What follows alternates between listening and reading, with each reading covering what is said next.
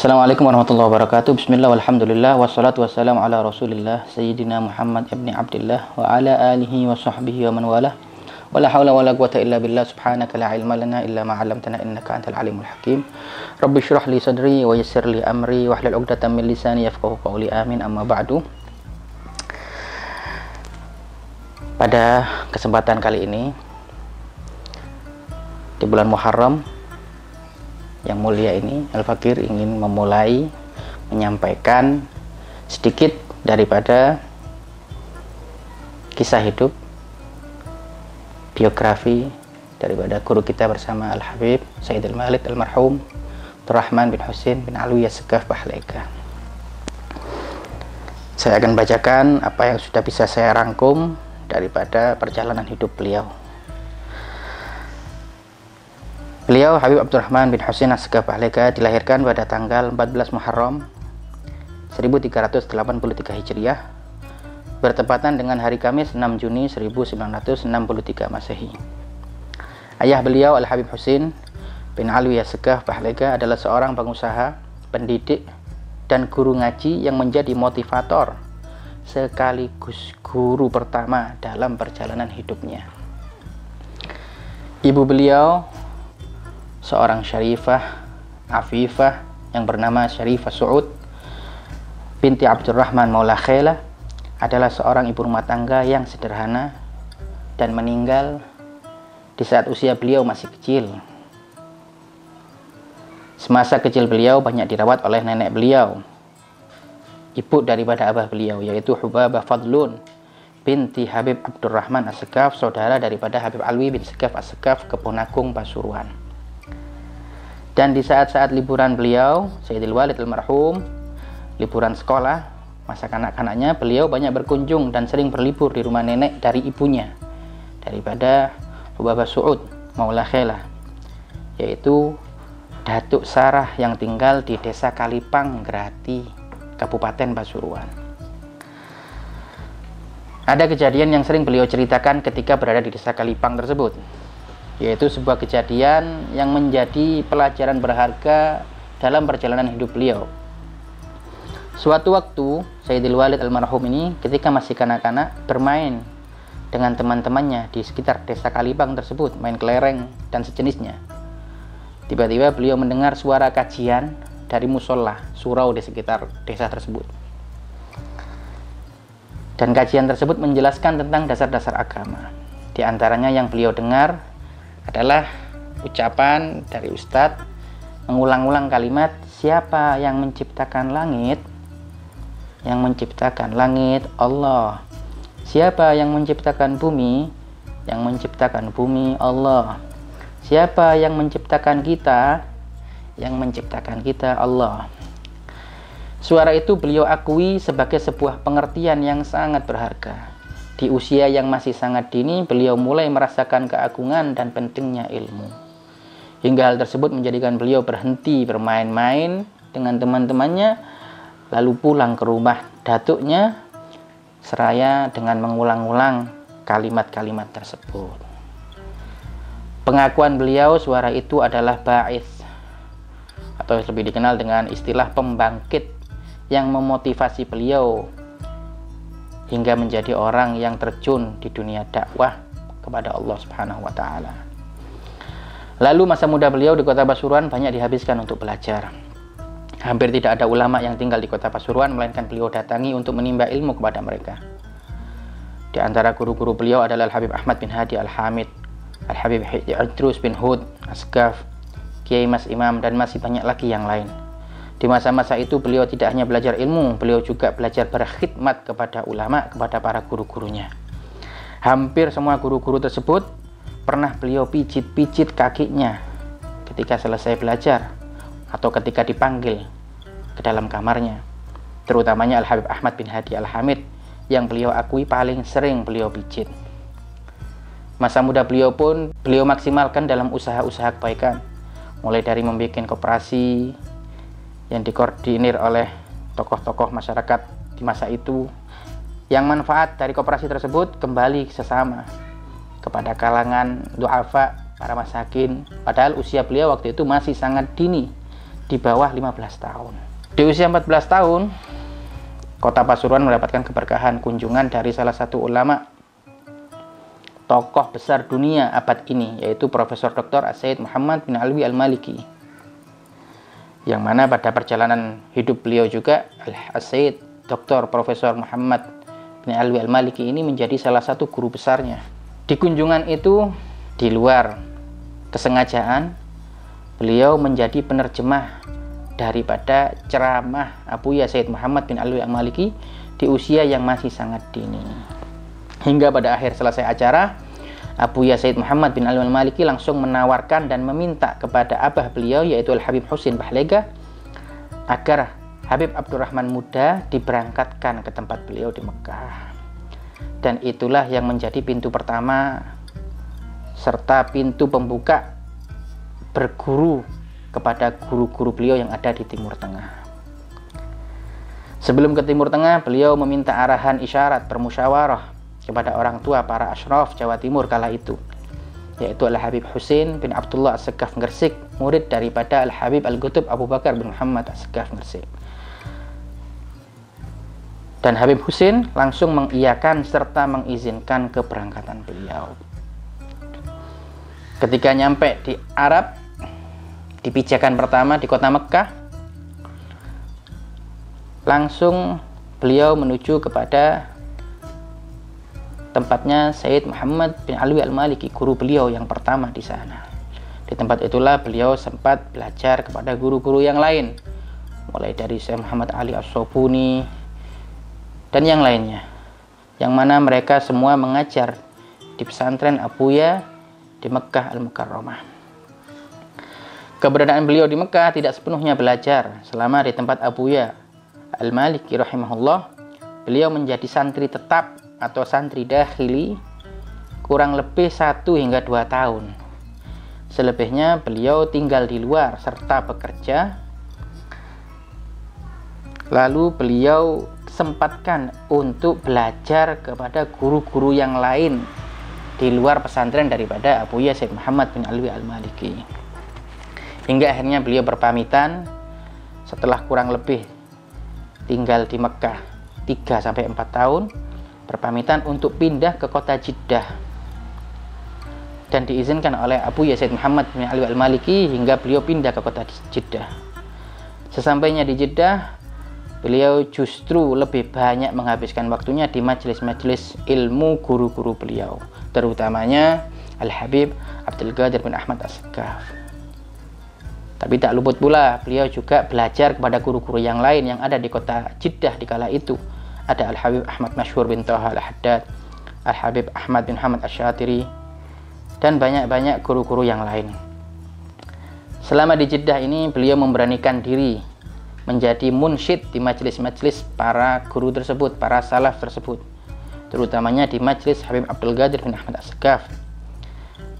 Jadi bukan hanya belajar dan hidup mandiri, tapi beliau di sana memberanikan diri agar mendapatkan perhatian daripada guru-guru beliau dengan menjadi munsyid di majelis-majelis beliau, dengan tujuan mencari dan mencuri nadrah daripada para ulama tersebut, sebagaimana pengakuan beliau tersebut.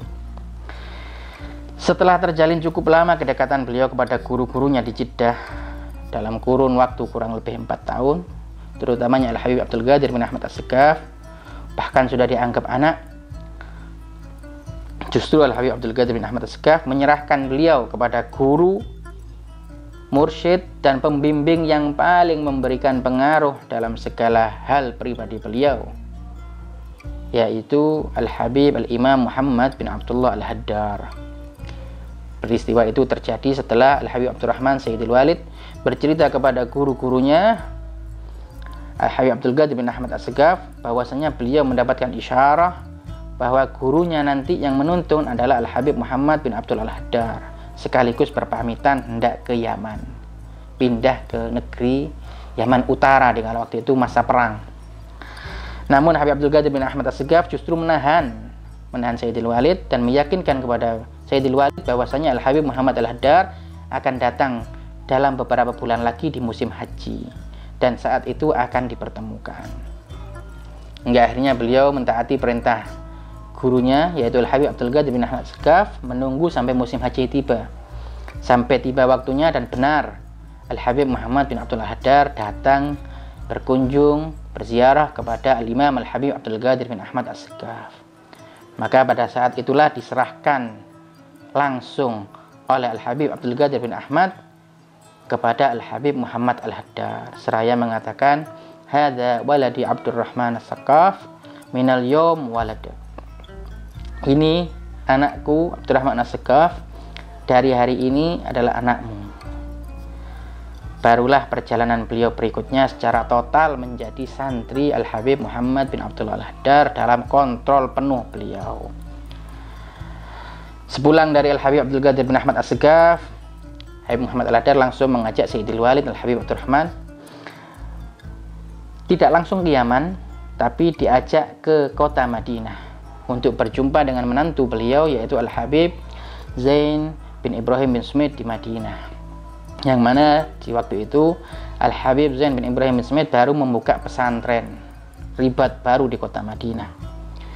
Sayyidil Walid almarhum ditaruh di situ untuk tinggal di pesantren yang baru dibangun oleh Al-Habib Zain kurang lebih 8 sampai 10 bulan. Baru setelah pesantren Al-Habib Zain tersebut mulai makmur, ramai berdatangan santri, beliau melanjutkan perjalanan ke Baydha, Yaman, ke pesantren Rubatul Haddar yang dipimpin langsung oleh Al-Habib Muhammad bin Abdullah Al-Haddar. Ketika sampai di Rubatul Haddar, beliau berjumpa dengan salah satu guru beliau juga, yaitu Al-Habib Umar bin Muhammad bin Salim bin Hafid, yang kala itu baru menjadi menantu daripada Al-Habib Muhammad bin Abdullah Al-Haddar. Otomatis dengan situasi yang demikian terjalinlah kedekatan antara beliau dengan sang guru yang masih muda, menantu daripada Al-Habib Muhammad Al-Haddar, yaitu Al-Habib Umar bin Muhammad bin Salim bin Hafid. Kedekatan, keakraban terbangun dengan sangat kuat. Karena sejatinya Al-Habib Umar bin Hafid bukanlah sekedar sahabat yang sangat dekat dengan beliau, tapi posisinya sebagai guru, menantu daripada sang guru besar yaitu Al-Habib Muhammad bin Abdullah Al-Haddar. Setelah kurang lebih 2-3 tahun beliau Sayyidil Walid almarhum menimba ilmu di kota Baydha, Yaman, barulah beliau pulang ke Indonesia. Setelah di Indonesia beliau menikah, memulai langkah-langkah dakwah yang pernah dilakukan sebelumnya, mulai dari pengajian rutin di rumah di samping alun-alun hingga pengajian keliling di berbagai acara rutinan, hingga setelah 3 tahunan beliau merintis dakwah, jamaah beliau mengharapkan beliau untuk membangun pesantren. Maka beliau memutuskan untuk membangun pondok pesantren yang diberi nama Ihya'us Sunnah. Dan di tahun yang sama pula guru beliau Al-Habib Umar bin Hafid berkunjung ke Indonesia untuk membuka program dakwah dan perekrutan santri dari Indonesia. Sekaligus beliau undang sang guru untuk mendoakan program pembangunan pesantren yang baru beliau rintis di tahun 93-94. Beliau menyambut, menghidmah, menemani dan mempertemukan Habib Umar bin Hafid dengan tokoh-tokoh ulama di Indonesia, baik dari kalangan kiai maupun habaib. Terutamanya tokoh yang sangat kita kenal bersama di wilayah Pasuruan yang ditemui waktu itu adalah Al-Habib Abuya Hasan bin Ahmad Baharun serta Al-Ustadz Al-Habib Taufik bin Abdul Qadir As-Saqqaf. Dari perekrutan tersebut menghasilkan gelombang santri pertama daripada murid-murid Al-Habib Umar bin Hafid, kurang lebih 40 santri. Program dakwah dan semangat beliau tidak hanya di situ, bahkan beliau melakukan langkah-langkah dakwah masuk ke tengah-tengah dunia pemerintahan di Jakarta. Sebagaimana pesan guru beliau yaitu Al-Habib Umar bin Hafid dalam kunjungannya. Beliau berpesan kepada Sayyidil Walid untuk meluangkan waktu memberikan dakwah ke semua kalangan, tidak terkecuali para umarok, karena mereka juga membutuhkan sentuhan dakwah. Perjalanan dakwah tersebut terus berlanjut, masuk ke semua kalangan, pejabat, konglomerat, pengusaha, rakyat awam, dan kaum kekurangan beliau masuki. Tak tebang pilih, bahkan pengakuan beliau justru lebih nikmat dakwah ke kalangan orang-orang biasa daripada ke orang-orang ahli dunia. Tak sedikit dan tak jarang beliau berkorban harta dalam proses panjang dakwah beliau. Bahkan beliau pernah menerima salam tempel dari tuan rumah kalangan tidak mampu berbentuk satu bungkus rokok dengan senyum yang sangat memuaskan dan melegakan tuan rumah. Padahal Sayyidil Walid almarhum ini, beliau adalah sosok yang anti dan tidak mau sekali dengan rokok. Ini biografi singkat sekilas daripada perjalanan hidup guru kita bersama, Al-Habib Abdurrahman bin Husain As-Segaf Bahlaika. Tentunya ini sangat-sangat kurang sekali, terbatas sekali. Sengaja kita sampaikan di sini hanya untuk sekedar mengingat agar kita tidak melupakan siapa sosok guru kita, bagaimana perjuangannya, bagaimana perjalanan hidupnya, agar kita bisa mengambil hikmah, mencontoh, meniru semangatnya. Sebelum Al-Fakir tutup, Al-Fakir ingin membaca beberapa kata-kata mutiara daripada beliau yang mungkin bisa kita serap, kita ambil, kita lakukan dalam keseharian kita. Di antara kata-kata mutiara beliau adalah, solusi yang benar ada dalam sujud yang benar, bukan dalam otak yang pintar. Terus kata-kata beliau berikutnya adalah, umur atau usia hidup ini kalau tidak digunakan mengaji mau dipakai apa? Di antara kata-kata beliau lagi, semangatlah memulai langkah kebaikan karena pemula itu akan mendapatkan pahala yang terus mengalir. Bagi para muhibbin, bagi para santri, mungkin bisa melihat di media-media sosial pesantren Ponpes Ihya Sunnah, baik itu Instagram, Facebook, Twitter, atau YouTube-nya, karena di situ akan banyak sekali ditemukan quotes-quotes daripada tulisan kalimat-kalimat nasihat maupun ceramah yang sudah terekam daripada Sayyidil Walid almarhum Al-Habib Abdurrahman bin Husain As-Segaf Bahlaika. Semoga kita bisa mendapatkan barokah, asrar, nafahat daripada Sayyidil Walid, dan kita bisa melanjutkan perjuangan, melanjutkan dakwah beliau, melanjutkan pengorbanan beliau, dan kita diakui sebagai penerus santri-santri yang membanggakan guru-guru kita semua di dunia hingga di akhirat. Amin ya rabbal alamin. Assalamualaikum warahmatullahi wabarakatuh.